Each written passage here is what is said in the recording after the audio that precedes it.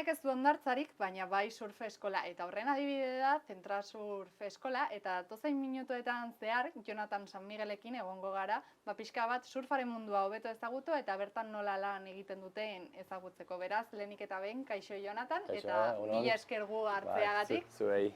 Konta eguzu pixka bat, nola erabaki zenuten Irunen surf eskola bat sortzea? Bueno, surf eskola hau sortu zen 1981. urtean, ni oraindik ez nintzen jaio, baina nire lankidea Inigo, bai, berak 22-23 urte zezkanean, nintzun surf eskola hau sortu, bai, izan zen hemen Hendaia inguruan lehenengo surf eskola, Hendaiako beste batekin batera.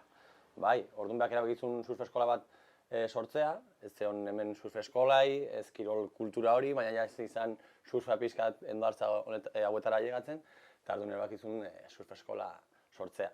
Eta eramagu ja, pues, imaginau, 34 urte inguru ja surf eskola honetan, bale? Ni hasi nintzen 12-13 urtekin surfean, Inigo izan zen ere irakaslea, eta handik aurrera hasi nintzen surfean, asko gustatu zitzaidan, eta hori 16 urtekin ja surfeko titulu atera, eta hasi nintzen Inigokin batera lan egiten.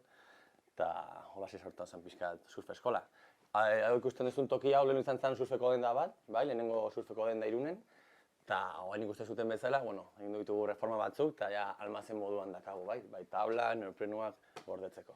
Hori da, konta eguzu pixka bat, mota desberdinetako ikastareak dituzue bertan, jendearen ezagutza mailaren araberakoak eta behar desberdinen araberakoak, ezta? Justo hain ekainan gaude, eta orduan ekainan batez ere bukatzen ditugu gure udaberriko surf ikastaroak, hauek dirala urtean zehar, bai futbola, tenisa edo beste kirola bezala, etortzen dira ikaslak surfatzera astero, bai, badira taldeak asterenero, asteazkenero, ostegunero, orduan nivelaren eta mailaren arabera, badira surf ikastaro batzuk egiten dugula bakarrik Hendaiako hondartzan, bai, oinarrizko surf ikastaro batez ere, eta gero beste talde batzuk dira nivel handiago dakateno, juten gara mugitzen, zarautzera, frantzira, surfatzera, adibidez olatok ezatenean hartzen ditugu skeitak eta juten gara Fikobako skate parkea patinatzera, pixkat mailaren arabera egiten ditugu surf ikastaro ezberdinak.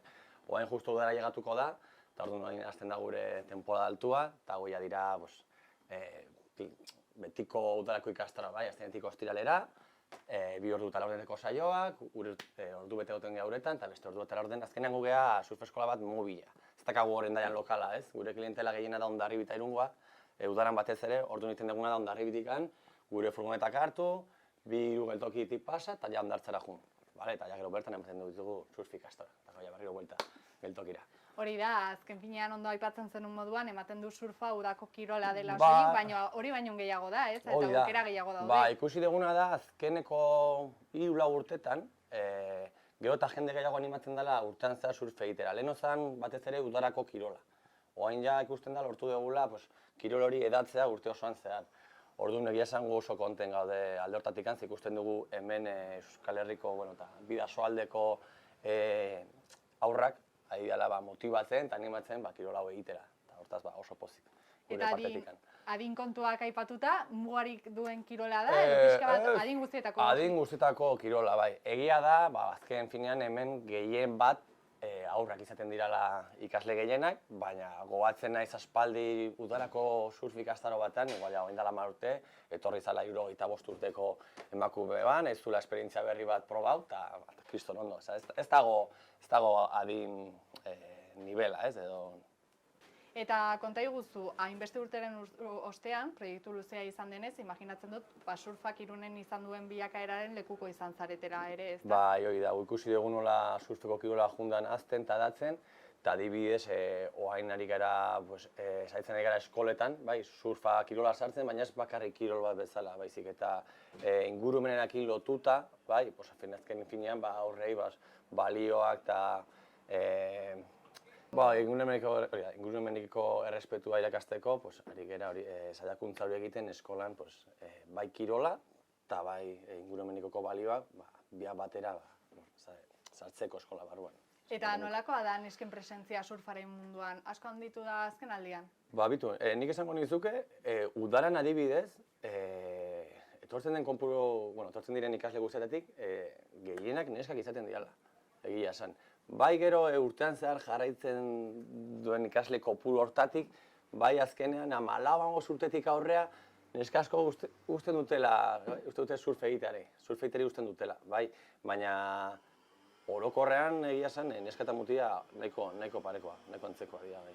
Eta azkenean surfak duen alderdi erakargarri horietako bat da, naturarekin kontaktu zuzenean egiten dela, ondo aipatu duzun moduan, ez? Hoi da, azkenean da kirol bat ez dela egiten toki bat itxian, da oso aldakorra, ez azken finean juten zagun batera endaiara, eta olatu daia mota batekoa dira, igual dira errazak eta luzak ikasteko, beste egun batean dira oso zaiak, orduan da kirola bat engantzatzen zaituela. Ez da kirol bat erraza iteko, eta badira faktore pila bat ezberdina, iten duela klase hori izatea errazago, zailago, ikasteko prozedura nahiko luzeago izateko. Azken finean ez da berdina ikastea toki batean dela beti berdina, ez patikatzea mugimendu bat, edo patikatzea mugimendu bat, un sitio cambiante, ez? Hori da. Eta gero ere aipatu behar dugu, naturarekiko konpromiso hori aipatu dugu, baina euskararekiko konpromisoa ere aipatu behar dugu, izan ere, kalean bai programara atxikitutako elkartetako bat, zaretelako. Hoi da, egia esan gu sartu ginean proiektu hortan, ze azken finean ikusten dugu hemen garrantzitsua dela euskarari indarra ematea, ez? Bai eskolan, bai kalean, bai familia artean, lagun artean, euskararen erabilera sustatzeko proiektu polita dela. Eta pixka bat elkarrizketarekin amaitzeko Jonatan kontai duzu. Nola begiratzen duzue Central Surfen etorkizunera? Zei proiektu dituzue edo zeintzuk dira pixka bat zuen asmoa? Historia dazkagu, pentsatutak, adibidez esan dizuna eskolekin ingurumeniko errespetu hori gehiago sartzea, gero adibidez, hemen lokal honetan dakagu goiko partea dagoela almazen bezala, gustatuko litzaiguke txukunago jartzea, baita askotan nola surfea da oso aldakorra, ez? Askotan igual klaseak azu egun bat, eta ez daude olatu ona edo baldintza honak, ez egoteko ondartzen edo beste gauza egiteko, bai teoria landu daiteke, bideo zuzenketa baita egiten ditugu, nivel handiago dazkaten ikaslekin, orduan, jartzea goiko parte hori pixka txoko bat bezala, ez? Zenta surf eskolaren txoko bat bezala, klase horiek hobeto egiteko eta informazio gehiagoekin juteko ikaslentzat.